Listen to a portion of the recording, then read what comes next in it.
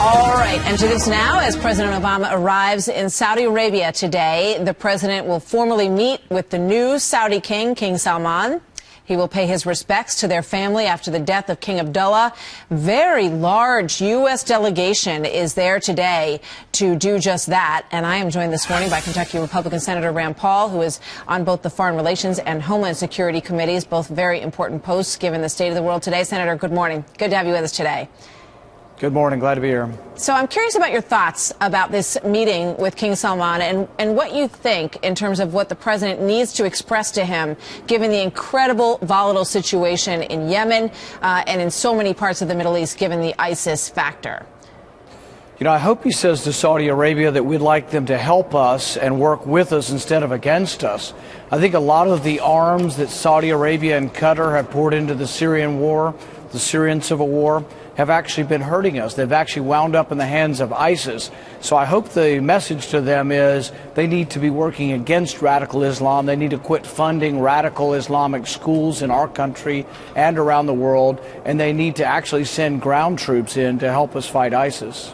Well, obviously, it's such a complicated situation because I read this morning that a number of these groups, these radical Islamist groups, were rejoicing over the death of King Abdullah in Saudi Arabia. But we also know that Saudi Arabia was not happy with our stand in Syria. They obviously wanted to see us follow through on the belief that Assad must go. So there's some tension in this relationship. How would you repair it? Well, I think that Saudi Arabia needs to realize that most of the radical Islamists in the war there, the ISIS, are Sunnis, and we need to have people from the civilized world of Sunni Islam needs to step up, and that means Saudi Arabia. I think Saudi Arabia, in 2013, 600 million tons of weapons were poured into the Syrian civil war.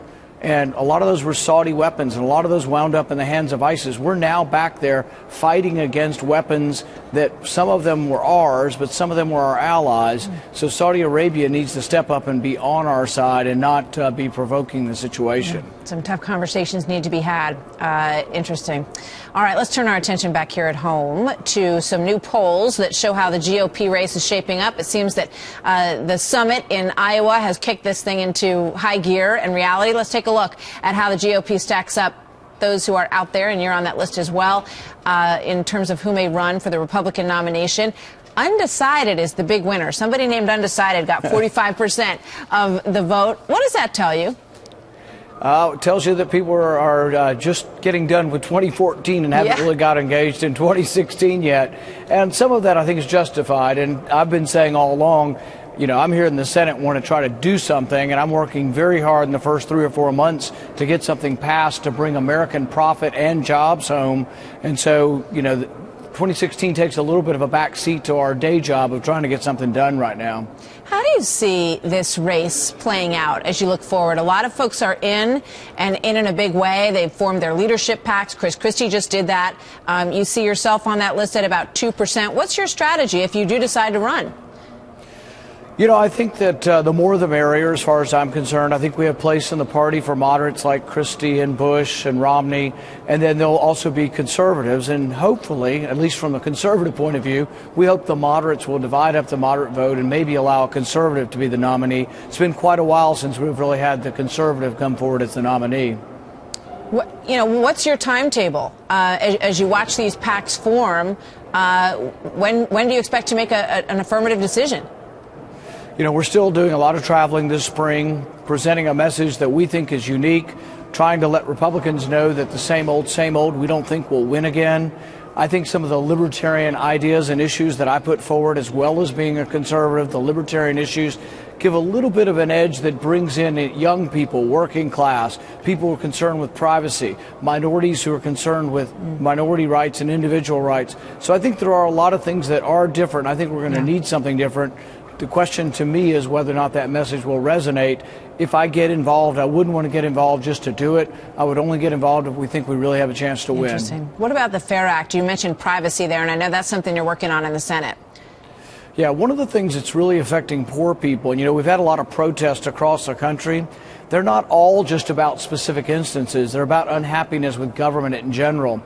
Right now, the rule stands that the government can take your property and then you have to prove that you're innocent. So right now, under civil forfeiture, you are guilty until you prove yourself innocent. But think of a poor person who has some money, they're not in a bank, and they've saved their money, and they maybe have $1,000. The government takes it. It costs more than that to get an attorney to try to prove that you're innocent. That shouldn't be the American way. So I want to end that. I want to say, look, the government has to charge you and convict you of the crime before they get to keep your stuff. If they don't charge you or convict you, they should have to give you your stuff back. This involves hotels, it involves grocery stores, but it also involves a lot of poor people in our big city who are unhappy with government because they have their stuff taken without due process. It's an interesting topic, and it seems like a reasonable take on it. Senator, thank you very much. We'll see you soon.